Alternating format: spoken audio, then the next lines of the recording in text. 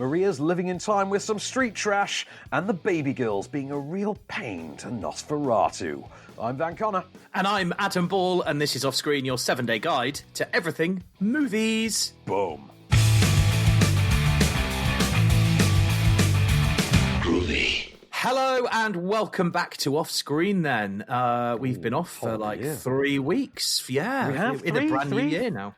Is it just 3 weeks? I feel like I haven't done this with you in, feels like a month, doesn't it? Yeah, it does feel... Did we do one? I think we did one in December, I think. Yeah, it does feel longer than that, doesn't it? But yeah, we're at 2025, lots of new movies, lots of things to talk about, and we'll move on to our first movie in a second, but let's just get a bit of a roundup of what's happening in the movie industry, because obviously LA right now, Hollywood, not a great place to be. No. The Palisades are gone. The Pacific Palisades. Yeah. Have you seen this shot? This overhead shot of the Palisades. And this was, of course, where so many big stars lived as well. Even like sort of up and coming stars, etc. All lived there and have abandoned their homes. And I think I saw Adam Brody and Leighton Meester's home has been completely destroyed because they were at the Golden Globes. Paris Hilton's has been burnt down as well. I will admit that for all the... And obviously, this is a great tragedy of and everything. But there are one or two people who lost their homes that you can't help. You just can't help but be like, yeah, but on the karma scale, you might have had that coming. And I am thinking about people like James Woods. You know, James Woods. I'm not going to say any of the reasons why James Woods is a terrible person because I can't legally prove them. But then again, I don't have to. His accusers do. And he has enough of them. So, yeah, we'll just leave that to James Woods, because he literally went on CNN crying. He literally cried on CNN the other night, losing his home. And a lot of people responded with, yeah, but... You know what I mean? So... We have that going on. We had the Globes, obviously, on Sunday night just before this, and hence why, like, Leighton Meester and Adam Brody were at the Globes, and then, like, the next day, the fires began the next day. So there were still pictures of them celebrating at the Globes, and then commiserating the fires. Did you catch the Golden Globes? Did you see any of the results of this? Or? No, I am far too busy, Van. I would like to watch it, actually, but I haven't seen it for years, to be honest with you. Well, this was an interesting year because the Golden Globes has been really controversial for a few years. There was a whole bribery scandal about 4 years ago. The Hollywood Foreign Press Association was kind of persona non grata. They had to revamp the entire process. And they've basically pivoted. The Golden Globes used to be the silly awards show. Like, sillier even than the MTV Movie Awards. Like, that level of silly. You know. And now they've sort of pivoted and they've become a bit more of the Euro-flavoured art house kind of awards. Because they've got, with an international flair. So they started giving awards to things like The Brutalist and Emilia Perez and things like that. And I will get to Emilia Perez in a moment. Kieran Culkin won an award for a film that we're going to talk about today. We're going to talk about A Real Pain in a bit. He won a Golden Globe for that. Spoiler alert, having seen the film, I can see why. I was a bit disappointed that on the TV side, Billy Bob Thornton didn't win for Landman, because he's phenomenal in Landman. If you've not seen Landman, by the way, Adam, absolutely watch Landman. Okay, no, not seen it. 10-episode series from Taylor Sheridan, who wrote Sicario and Wind River and things like that, and Yellowstone. And it's Billy Bob Thornton is like the middle manager for a Texas oil company, and it's absolutely brilliant. And every single person I have recommended it to has fallen in love with this, and I'm including my own mother in that. Like my mom, Faith, everyone who's watched this is just like, Babs of all people. Babs actually thanked me. I did a spot with Babs Michelle on BBC the other day, and she literally started off with, can I just stop you? Before we start, I just want to say, thank you for Landman. I'm so into this. You recommend it so good. I told you, you are welcome. And I said, when I recommend it, your life will get better. But before we talk about our first film, I have to talk about my favourite story, because this happened at the end of November. And it sort of slipped by me. And as we went closer and closer to Christmas, it came out more and more. And it's now very prominent. There is a bit of a scandal going on with Wicked, which at the Golden Globes scooped exactly one award. It scooped one award for box office achievement, which last year went to Barbie. It's generally the Golden Globe that gets given out to the big money-earning popcorn movie that they want to get the stars in the room for the purpose of the telebroadcast, And they did that with Barbie last year. They did it with Wicked this year. It has emerged, of course, in the meanwhile, that certain fan outlets, we shall say, for the film Wicked, and specifically Ariana Grande, have been attempting to bribe This is not an accusation. This has been aptly proven and demonstrated to the world via these, and they are US critics. It's noticeable, by the way, I am a registered US critic, and nobody tried to bribe me. I'd have taken the bribe. I would absolutely. Because if I suddenly came out and said, I think Wicked should win Best Picture, you would just assume I had been bribed.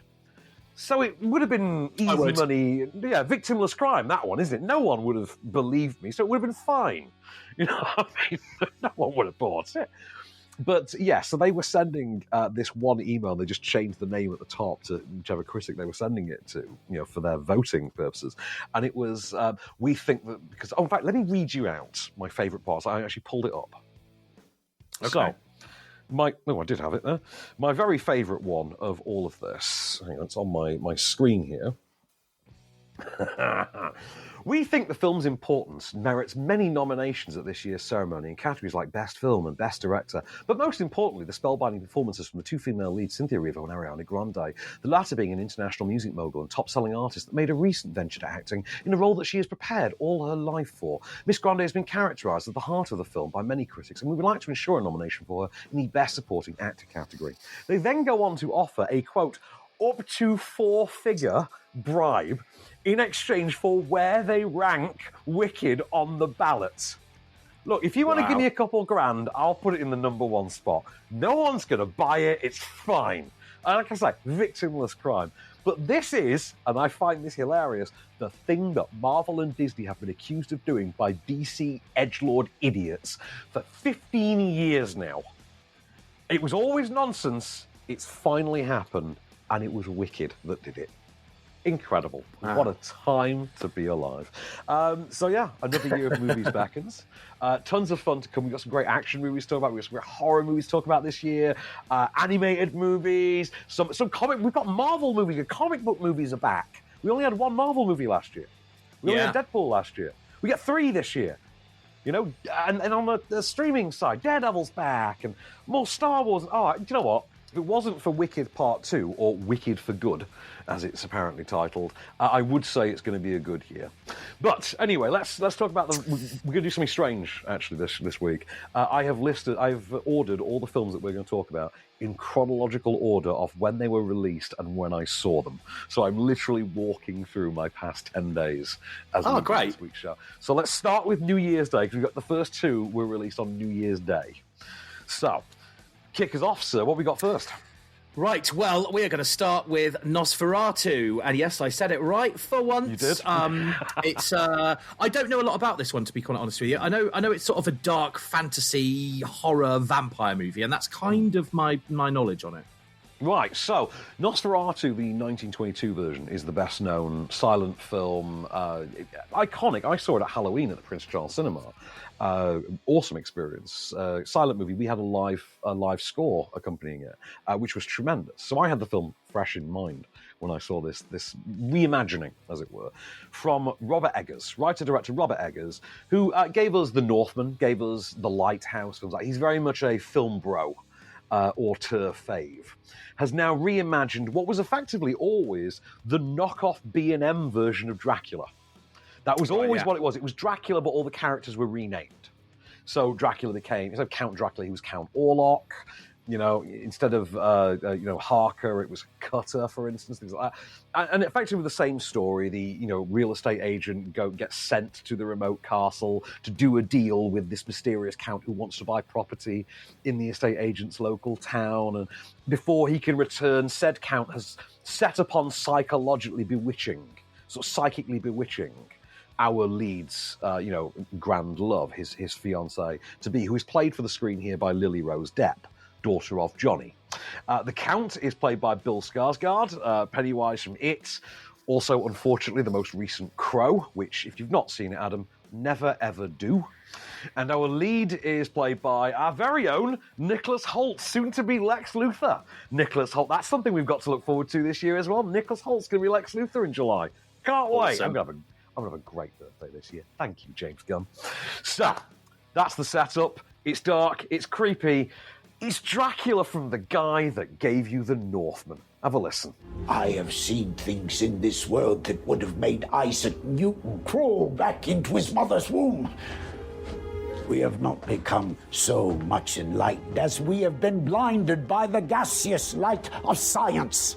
I have wrestled with the devil as Jacob wrestled the angel in Peniel, and I tell you, if we are to tame darkness, we must first face that it exists. Meine Herren, we are here encountering the undead plague carrier, the vampire, Nosferatu. Nosferatu. Now I know how to say it properly. Yes. Well, that's Willem Dafoe's creepy version, isn't it? Willem Dafoe's obviously going to go all Shakespearean on it every chance he gets. And he's swinging from the rafters. He's good fun here. Adam? Oh, so you froze there? Yeah, you did as well. I don't know. I can't... Oh, sorry. All right, sorry, carry on. Go on. So I was going to say, are there jump scares in this? Because this seems like the perfect movie that would have some really proper jump scares. There are some terrific jump scares in this, despite the fact that it's quite a boilerplate text. We all know this story. I had seen it as recently as, I think, 6 weeks, less than 6 weeks. I'd seen the original before I saw the reimagining. It is quite effective. It is quite creepy. All about the atmosphere, all about really great performances. Managed to make me a fan of Lily Rose Depp for 2 minutes, which is not something I ever thought I would say out loud. Between her and Margaret Qualley in The Substance, it's been a strange couple of months for me and Nepo babies. I got to say that one. But yeah, obviously Nicholas Hoult is my fave. I think he's great here. But I think the MVP really is going to be Bill Skarsgård's very creepy vampire, as he says, Nosferatu.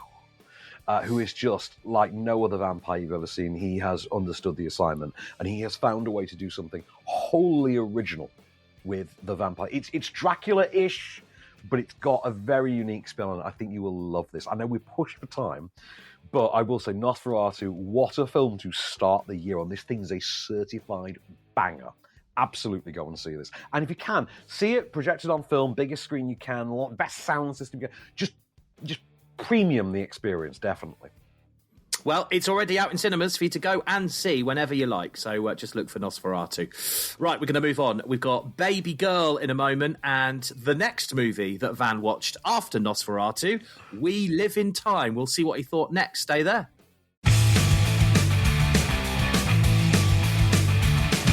Hello and welcome back to Off Screen. Right, let's move swiftly on to our next two movies then. We're going to look at Babygirl in a moment, but right now, We Live in Time. This is like a romantic kind of movie, isn't it? Yeah, this is a romantic drama. Basically a sort of slice of life kitchen sink drama that follows a young couple over the course of a decade. So they have a sort of meet cute at the beginning of the movie where she accidentally hits him with her car. They get together and, they get married, they have a kid. It's their life together. They have all the trials and tribulations that any young couple would go through, including, familial issues, parenting, child issues, and, of course, health issues as well, which also leads to conversations about, the role of work in one's life and how that affects your place within your family. They are played for the screen by, I say played for the screen, it's an original work. It feels like it should be adapted from a novel, but it is an original work. And it stars Florence Pugh and Andrew Garfield. And it's we'll get to that chemistry balance after the clip. But yeah, so Florence Pugh and Andrew Garfield. It is written by Nick Payne, directed by John Crowley. I forget what Crowley did offhand, what Crowley's previous work was. Let me load that one up. Hang on. Crowley was Brooklyn. Well. Brooklyn. It was Brooklyn in 2015 with Saoirse Ronan. I knew it was something that was about 10 years ago. I knew that. But yeah, Brooklyn with Saoirse Ronan about 10 years ago. It's called We Live in Time. I've got a clip for you. And this is kind of the morning after they have spent the night together for the first time. This is Florence Pugh awaking to discover, Andrew Garfield, just sort of like, just casually looking around her living room. Morning. Adrian Duval. We worked together back in the day. I didn't realize you were, Quite so competitive. I probably ought to get going. Why? Who says? I don't know. You're right. I don't know why I said that. I mean, unless you have to do, then... I have nothing. But if you have to do, then, I have nothing. I'm guessing from that, firstly, I've got 2 points here. I'm guessing from that you're probably going to say in a moment the chemistry was bad. Just a guess. Second thing, name drop here. Of course, I know Florence Pugh's dad because I've had him on my radio show many times to do with his restaurants in Oxford that I think he's had to close down now. Has he? Oh, well, because we discussed this briefly last week, didn't we? And I remember saying to you that it's basically amusing how convincing Florence Pugh is as a restaurant chef, as a high-end restaurant chef. You're like, gee, I wonder why she has that skill set. And of course, we know from social platforms that she's quite a good cook as well, because that's pretty much what she did all through lockdown. Pretty much hijacked Zach Braff's kitchen, if memory serves. She is terrific. She always is. She is genuinely terrific, but the film is so weighted in her favour that you have to feel bad for Andrew Garfield. Because even when you're listening to that clip that we've just played, he noticeably just sounds so much more wooden than her, so much creakier than her. His character doesn't have anywhere near the depth or material that her role is given. And he is basically just there to prop her up. So it really doesn't feel like we live in time. It feels like she lives in time and he tags along. You know what I mean? It's kind of an inverse. It's like an inverse Twisters. Remember in Twisters where you had like Glenn Powell being incredible, and then you had Daisy Edgar Jones who was just there. Yeah. And you get the exact opposite, the gender opposite here, where you've got Florence Pugh who's just come to play and is absolutely owning it. And then Andrew Garfield's just there. You're like, oh yeah, I forget that you're just not that charismatic a performer. It's not. Let's be really honest. I'm sorry. He was a crap Spider-Man. He was rubbish in that Under the Silver Lake thing. No matter how many times my mum tells me that Hacksaw Ridge is an absolute masterpiece, I'll never believe her because I think he was pretty passively rubbish in it. I'm just not an Andrew Garfield guy. This just does not convince me either. Yeah, I'm sure he's very fanciable, but that does not a great actor make. Florence Pugh, fanciable and great actress. Andrew Garfield, fanciable, not a great actor. Just putting it out there. We Live in Time, though, I think is pretty good. I think it's very good. It falls apart a little bit in the point at which it tries to, hit the requisite notes of its respective subgenre, which basically means that if you've seen any of these movies before, you can absolutely see the third act of this coming a mile away. Right. And that's a shame, because I was kind of with it until then. I think that lets it down, but otherwise, I think it's a great movie. I think it's a really good movie. I think that flaw, though, takes it down. Between that and Andrew Garfield, you basically lose the 4-star rating. You go down to 3.5, which I think is a bit of a waste. But there you go. Still 3.5 star movie in the cinema. Still doable. It's not something you're going to leave regretting. But you can see it in cinema. It's there already. Have a look for We Live in Time. All right, shall we move on to our next one? So we're going to talk about something that is probably an understatement of the year on IMDb. Erotic thriller. Yeah, eroticism is back, baby. Right, I know, obviously, I have something of a rep, particularly, as regards you and I and our respective audiences on different stations that we work on together.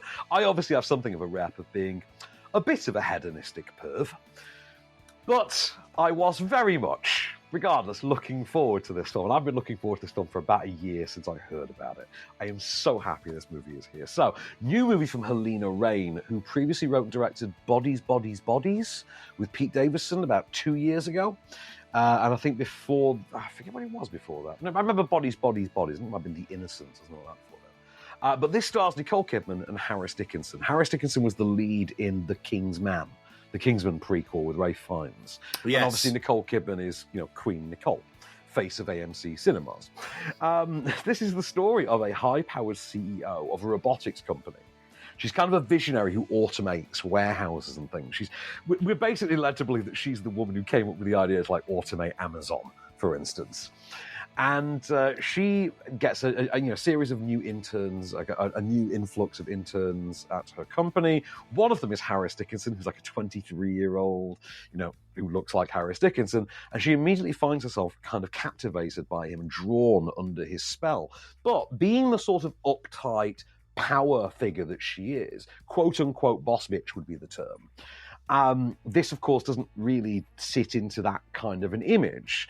So she embarks on what initially starts out as a straightforward affair with this younger employee before it then evolves into a much more kink-based relationship, specifically the daddy-baby-girl dynamic. I don't know if you're aware of the terms, but the daddy-baby-girl sub-dom dynamic. Yep. Yes. Which, of course, she then starts to sort of rediscover herself in. It gives her access to a side of herself that she's mostly never been able to tap into. But at the same time, she's doing it at the cost of not only her family, not only her image, but her entire career as well, and the relationships of everyone in her life around her. So have a listen. This clip is of the first, it's like a mentor meeting that they have. She's met him by this point, but he signs on to a mentorship program at the company. And this is their first session together. How did it start? What? The warehouse automation dream. That is your question? Yeah. Google it. No, I just wanted to hear from you. Why? Because the internet's not reliable. I wanted to automate repetitive tasks and give people their time back by limiting. Power-hungry personalities? You think that's what I am? No. I think the opposite. You think I don't like power? No, I think you like to be told what to do. Sorry, I didn't mean to... Sorry, that was inappropriate.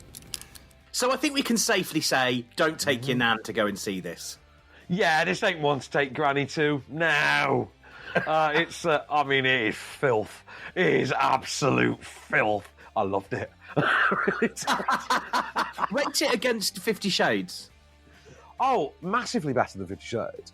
First On the of all, film 50 scale. Shades, I mean, on the film scale, massively better than 50 Shades, but also just as a film, massively better than 50 Shades. I mean, also as a kink film, it's also a lot better than 50 Shades, because I know that this is neither here nor there, but as far as, depictions of kink culture, BDSM go, 50 Shades of Grey was, as a book and a film, a deeply problematic text. A very deeply problematic text that in no way whatsoever was an accurate or fair representation of the subculture it supposedly was fronting. This, however, is a lot more effective. And I think the key here is that you're going for drama. This is effectively, it's an erotic thriller, but it presents as a drama.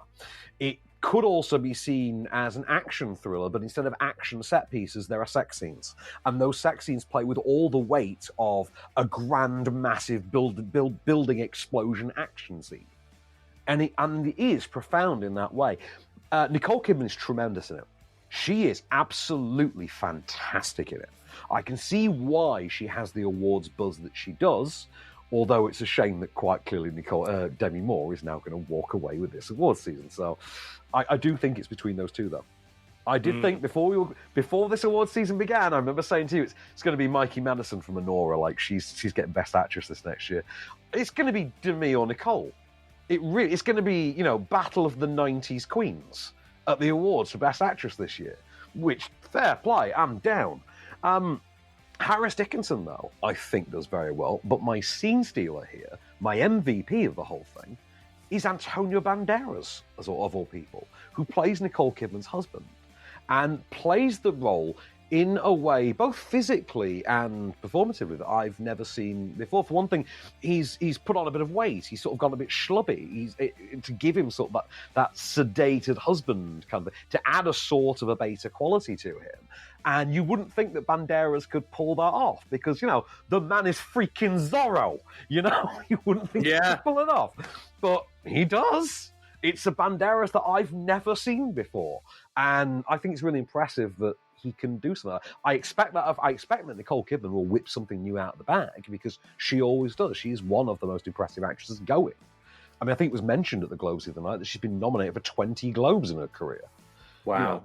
That's a staggering number. You put that against, you look at, Meryl Streep, who's been nominated for, near a dozen Oscars. We're talking about, an epic level star for our time. Not quite, the last movie star level, like her ex-husband Tom Cruise, but yeah, it has issues. There is a problematic moment involving Antonio Banderas towards the end of the film. There is a bit of a very hackneyed and patronising visual treatment given to Kidman's on-screen daughter, who is the only LGBT character depicted in the film as well. So therefore, they have to do the ridiculous thing where they make her look like a goddamn peacock. Because apparently, an LGBT person in a movie simply cannot look like a regular human being. It has to be visibly obvious. That's not in any way representative of reality at all. So cheers for that. That felt really patronising. But other than that, I do think it's actually something quite profound. I don't know how well it's going to do on theatrical, but it is a film that I do think, when it comes to home platforms, streaming, etc., I think this is going to be like every couple's watching this, like at home on the couch, quiet night in after the kids have gone to bed, kind of thing. Or like, when the kids are like grandparents, they're like, we'll crack open a bottle of wine, we'll stick that Babygirl on. It's very much one of those. Like this, that's how you and Bex are going to wind up watching this. I guarantee it. This is going to be one of like Amazon Prime or something like that. Like, it's going to be that. The kids are with your mum, and like, we'll crack open the wine, we'll stick that Babygirl on. Let's see how hot this really is. And you know what? It's going to live up to the hype. It really. There are depictions of certain things, certain activities in this film that I have never seen done in a Hollywood movie. And I say that as a man who has a complete photographic memory of the entire filmography of Zolman King. So, yeah. So if you are someone that thought that 50 Shades, if you're somehow misguided enough to think that the 50 Shades of Grey movies were any good, you'll probably think this is one of the best movies you've ever seen, because it's vastly superior to any of the 50 Shades movies. And we will sit and wait for the birth rate to go up in October. We shall. Well, Babygirl is out in cinemas actually from today, so go and see it if you fancy it. Right, still to come, we're going to look at A Real Pain in a moment, but next we'll see what Van thought of Maria. Stay there.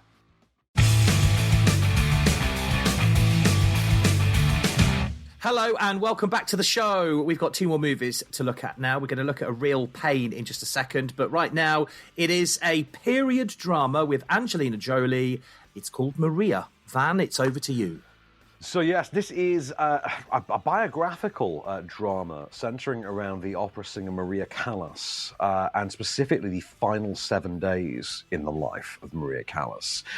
She's played for the screen by Angelina Jolie. The film is written by Stephen Knight, who of course is most prominently now known as the creator and producer and showrunner and writer of Peaky Blinders. And it is directed, of course, by Pablo Larraín, who has now completed something of a weird trilogy, of sort of a loose, unconnected trilogy of films centering around biopics on influential 20th century women. You had, I think it was Jackie first, with the Jackie Onassis movie, Jackie Kennedy movie, with Natalie Portman. She also appears, the character also appears in this movie, it's worth noting, because they did overlap. The second one was Spencer, which was the Princess Diana movie with Kristen Stewart. And the third is now this, Maria.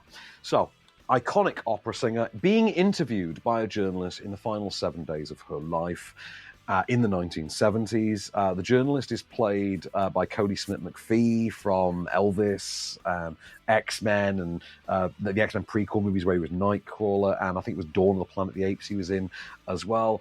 I say, it's just a period piece drama that takes us through as this discussion that she has with her interviewer and the flashbacks that go with it, as we see how she got to the position she's in, the romances she had along the way, and the lives and loves that she's encountered in her lifetime. Have a listen. This is her and her loyal butler, basically watching over her and fussing her for not taking care of herself. I need you to make me an appointment with a hairdresser that doesn't speak. And when I write my autobiography, I will title it The Day Ferruccio Saved My Life. And what day was that, Mother? Every day. Every single day. That's why I hate you. I fall into a river, and you always fish me out. Yes, well. Book me a table at a cafe where the waiters know who I am. I'm in the mood code for adulation.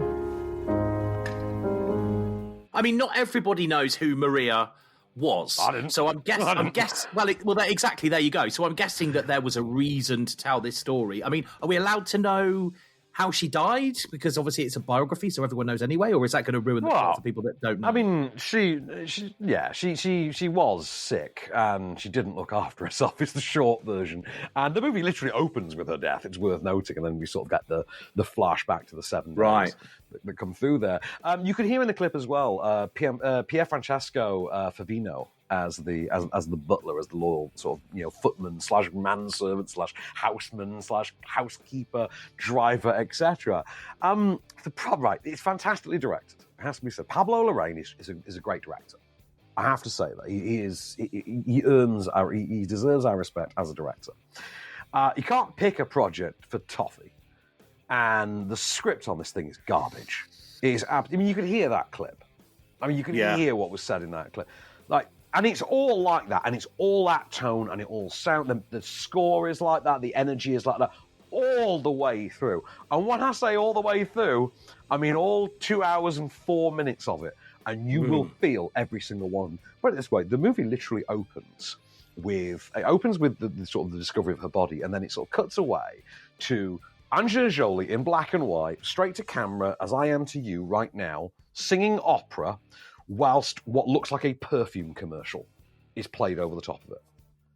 Of just various shots of Angelina Jolie as... The thing is, I know she's supposed to be being Maria Callas, but because it looks like a perfume commercial, and it's Angelina Jolie, you just feel like you're watching a perfume commercial, because that's what Angelina Jolie does. And then you've got this film about this woman that we keep getting told is the most beautiful woman that's ever lived. And she's got that little narcissism streak and that ego, which again just sounds like Angelina Jolie. And you just come away from it thinking, right, Angelina Jolie's very good in it, but she is just playing Angelina Jolie. And Pablo Larraín's doing a very good job directing it, but he is just directing a perfume commercial, which is what he does. So those two, fine. Script, garbage. Runtime, bum-numbing. Those two, absolutely killer. Film, garbage. Result, skip. Short, punctuated version for you.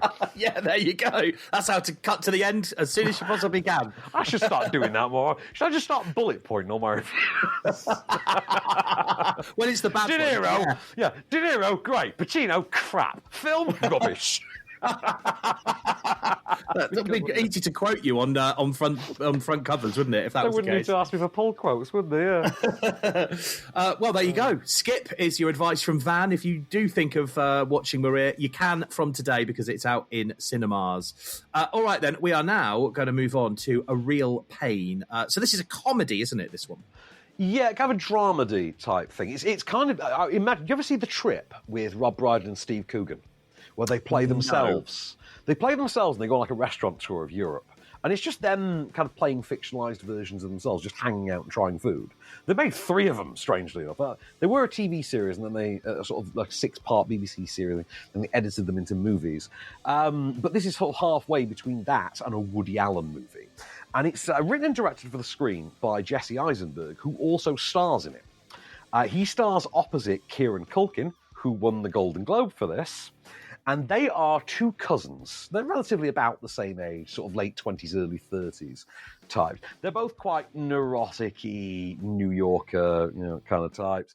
And they go on a trip to Poland together following the death of their Holocaust survivor grandmother, who had fled Poland obviously after the Holocaust, eventually went to the States where she had their parents and etc. She has now passed. They're going on this trip to honor her, and they decide to close the journey with a trip to her childhood ancestral home as well, so they can pay tribute to her. They think it'd be a nice way to sort of say goodbye, make their peace. But of course, as well as going on this trip, which is a nice, paid-for professional tourist trip that takes them to the concentration camps and shows them the tourist sites along the way and famous churches and things like that, they also deal with their own sense of loss, their own sort of goings on in life, but also the widening rift that seems to have, sort of formed between these 2 previously quite close cousins. So I've got a clip for you. This is the pair on a train. I've got to set this up for you properly. This is the pair on a train in the first class section in Poland. And Kieran Culkin maybe not being too comfortable with that for reasons he'll explain. Dude, we are Jews on a train in Poland. Think about it. I'm Benji. Benji?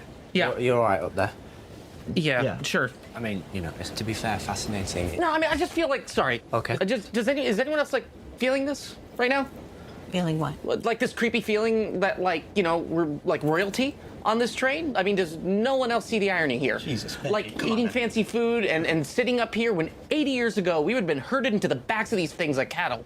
Okay, Benji, I don't think anybody here wants to hear that right now. Okay, why not? Why doesn't anyone want to hear it? Because it's depressing. Okay, look, depressing? Okay. You're raising an interesting sensitivity here. It does sometimes come up on these tours. You're staying in fancy hotels, eating posh food, and at the same time you're looking back at the horrors of your family history. I'll tell you a question I have.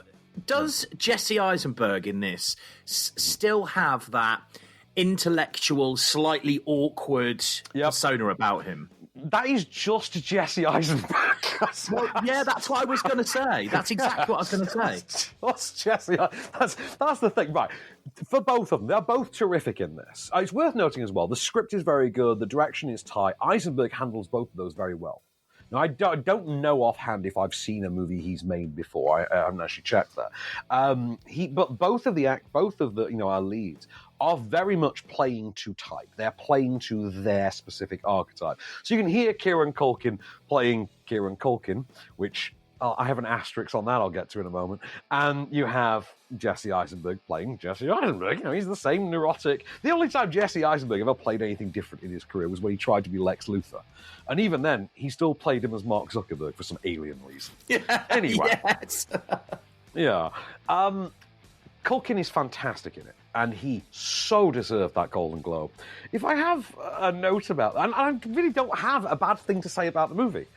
It's halfway between The Trip and a Woody Allen movie. It's very good. It's very well shot. It's very engaging. I liked it. I think it ends exactly the way it has to. I know some people might find it a bit frustrating and unfulfilling in its ending, but I thought it ended rather perfectly. And my asterisk over Kieran Culkin, and I said this when I saw him in Succession, was, hang on a minute, why is he playing me?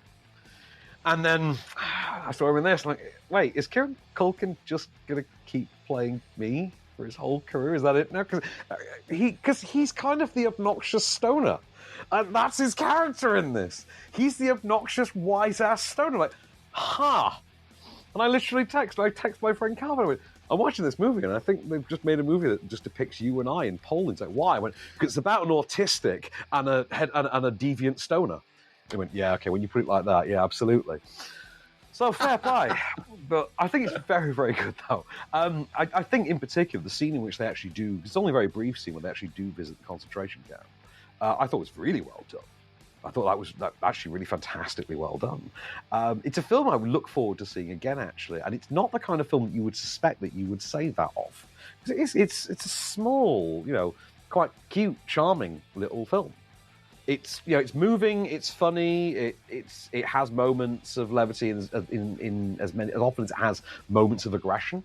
But I do think the reason to see it above all else is Kieran Culkin. If you're a fan of him in Succession, and you'd like to see a slightly lighter version of that, a slightly more airy, a bit more fun version of that, absolutely see this. I think this is really good. And to be honest with you, it is a sort of best supporting actor type performance, I could see. Like, maybe they'll position this as best supporting actor at the Oscars. We will find out in 2 weeks when the Oscar nominations come out. But, yeah. Well, A Real Pain is also in cinemas from today, so you can check it out over the weekend if you fancy it. Right, we've got one movie left. We're going to talk about Street Trash in a second. We'll see what Van thought, so stay where you are.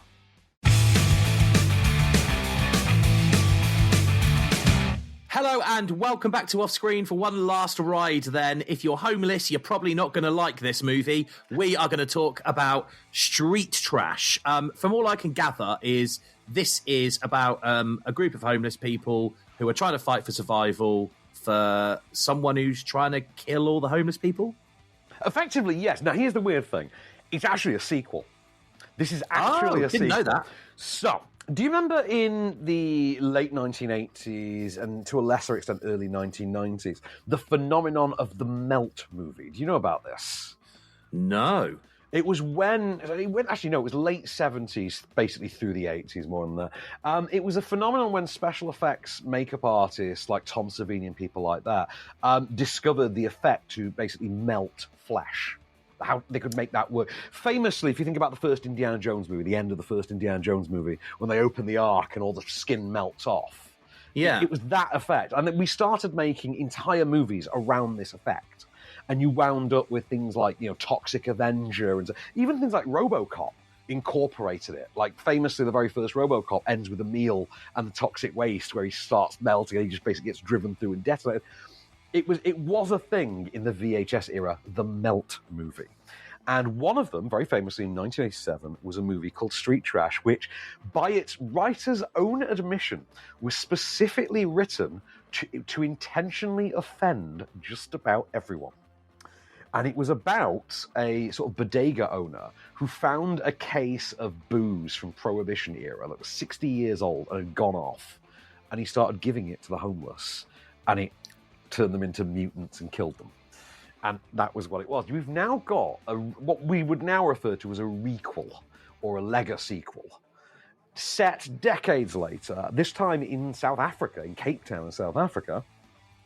And it centers around a similar concept, only here it's the mayor of Cape Town who has recovered the formula from that previous movie, has had his scientists reverse engineer it, distill it, and find the purified form of it, and has basically created a drug version of it that they can basically abduct members of the homeless, inject it into them, and experiment on them with it. They have even found a way to convert it into a gaseous form, so you can literally have a smoke grenade that you can just chuck into a crowd and everybody just melts. That's the effect. So in other words, you could go into the slums of Cape Town. This is what they plan to do. You can go into the homeless encampment slums of Cape Town, just chuck one of these gas grenades in, jobs are good, and bye-bye homeless. That's how he sees it. Our protagonists, our heroes, are a group of homeless citizens of Cape Town who discover this and set out to, fight for their own survival. It is very much as trashy as the title would suggest. It literally. But that says to me that you'd love it. Oh yeah, I've got a clip for you. This is literally the opening of the movie in which a homeless man is simply dragged into an underground experimental facility. Have a listen to this. Can't put my jacket, okay? It's got my stuff in it. Kinky. You didn't write down your next of kin. So, my what? Am I still gonna get paid? Oh. Volunteers receiving a dose of synthesized substrate. Put that needle in me. B282. No, stop. Wait. 1431. It sounds like a cross between Saw and Squid Game. Oh, that reminds me, by the way. I know it's odd for me. I had never watched Squid Game. I actually have watched Squid Game now. Good. I've watched most of the first season. I need to talk to you about that at some point, because how you can watch that but not the raid? Anyway, dubbed. Okay, we'll get to, you watched it dubbed. That was it. Yeah, sorry. I forgot about that one. So, not quite. This is not quite as on the same pitch as Squid Game. Definitely. I thought this is very much a sort of gleeful, almost nihilistically nasty movie that just features tons and tons of ludicrously extreme OTT pus-filled practical gore effects. Yes, it's one of the I love movies like this. They've been made for basically no money, and it's just quite clear that the effects come first. That they've learned to do the effects. Like, do you know what?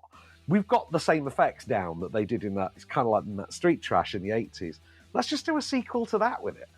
And it works. It works surprisingly well, but only in the context kind of the first movie. Watching it as a standalone without the first movie, it still works because there's no continuity to the first one. There's literally a line of dialogue about the first. Oh, we got that formula 20 years ago. It's like that. That's all you get from sort of continuity. But it is just a cheap, schlocky, actually kind of goofy, fun little splatter movie that just its star is these gory practical effects. There's not much more to it than that. There doesn't really need to be, though.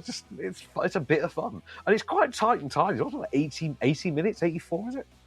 Oh, 85. Oh, that's good. 85 minutes long, so it's sod all length. But to be fair, it's not really got the material for that. But yeah, you'll see some really nasty things. Don't like watch this while you're eating an Italian meal or anything, like whatever you do. It sounds to me like the sort of movie that you'd go for, like maybe a late lunch and have a few beers with some mates and then go to the cinema to watch this. It might make you shock. I don't know. I mean, have you seen The Substance yet? Have you actually watched The Substance yet? No, I haven't. And that you should, because it's terrific.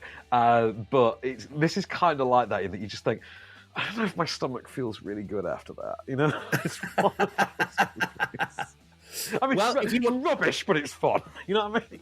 Yeah, no, I'm getting the vibes you're giving on that. Like, don't go in expecting a 5-star movie, but go in expecting your eyes to be wide open and your jaw hitting the floor occasionally. And I like those kind of movies. You know, they're sort of shocker movies. Yeah, I like it. I like the sound of it. Street Trash in the cinemas from today, if you want to go and see it. And on digital, I believe, as well, in that case, actually, as well. Oh, okay. Oh, great. So you don't even have to leave the house, which is even better. Exactly. So if you do chunder, you can chunder in your own living room. You can spew at home. Right, let's have a quick catch-up about next week, then. What have we got to come? So next week, we've got William Tell, which is like a gritty, epic version of the story of William Tell. Like, I don't know. I mean, does he shoot the apple off someone's head in the middle of a giant Game of Thrones-like battle or something? I don't know.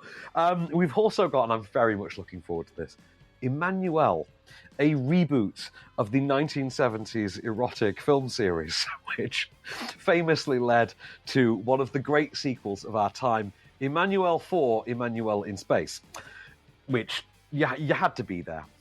We have also got Here next week, the new Robert Zemeckis movie, which also features a reunion of his cast members from Forrest Gump, because, you know, Robert Zemeckis made Forrest Gump 30 years ago, 30 years in 2024, and he has reunited Forrest and Jenny for this one. So you get Tom Hanks and Robin Wright, and they're both back.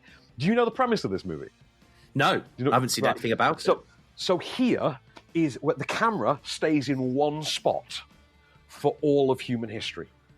And we basically see different events in this same physical spot. So I love that. Yeah, so at one point there's dinosaurs there, at one point there's like Native Americans, and then people start building houses there, and then people build another house closer to the camera, and you're in that house, and you see like Tom Hanks' family grow up, and things like, and you see like a de-aged Tom Hanks being like 17.